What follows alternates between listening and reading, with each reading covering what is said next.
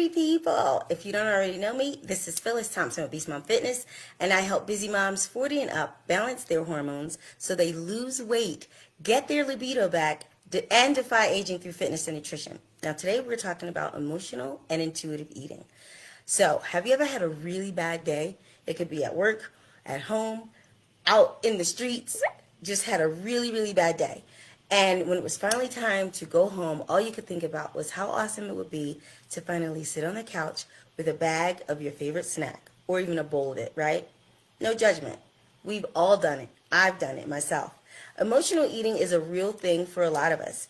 It makes sense because since the day we were born, we've used food for more than just our physical nourishment. Food is an important part of our holidays and celebrations. As a society, we surround all things happy and sad around food. So it can help also define our family heritage. So it's obviously a comfort and it nurtures us. So it makes sense that we use it to soothe our emotions when we're feeling down or even happy. There's a lot of times when you're feeling up that you will also want something to eat to make you feel even better. Being aware of all of that is a big part of intuitive eating. Emotional and intuitive eating kind of they're side by side, right? So they're on the opposite side of the spectrum. So if you're emotionally eating, you're not in control. Your emotions are. If you're intuitively eating, you are 100% in control. You're listening to your body's cues. When you observe your patterns and habits, you can be more intentional in your choices instead of falling back into old habits and patterns. You can actually have control over what you eat versus it controlling you. And I call that being empowered. And that's why I think education and learning about the different things that play a part in our choices can help us take that power and help us move in such a way instead of in the thought process of deprivation, right? So you may be wondering, why do we eat when we feel down? This is a complicated topic, but negative feelings can leave you feeling empty or disconnected. And if there's a big hole or void, it can be uncomfortable. So we eat to try to fill it. So here are some hallmark signs of emotional hunger. The hunger comes on quickly. You are only craving certain types of food. You don't feel full or satisfied after you've eaten. And more often than not, you feel like you still need something. That's a telltale sign that you're eating out of emotion instead of actual physical hunger. And when you finish, you feel guilty or you have regret.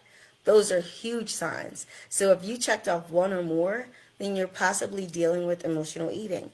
Most of us are. So don't feel like something's wrong with you. And there is a way to overcome it. Over time, emotional eating can turn into a pattern or a habit. So more often than not, you don't even realize that you're doing it. If you want to get a handle on it, here are some tips. When you feel like eating, ask yourself, why? Am I truly hungry? If you know the true signs of hunger, you'll know for a fact if you are or you aren't. Are you feeling stressed, bored, sad, lonely, or angry? If you're not physically hungry, shift your mindset or what you're doing. Take a break. Do something different.